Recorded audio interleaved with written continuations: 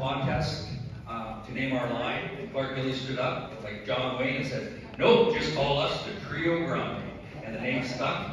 So, very special. For that reason, we got a couple of Stefan Pearson just over my shoulder, and Anders Galore.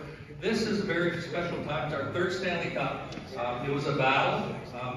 Everyone that you meet, it's the only Stanley Cup that we won on the road as Islanders. So, bid on it. I think it's a very special painting. Well done. I've never looked so good. Thank you.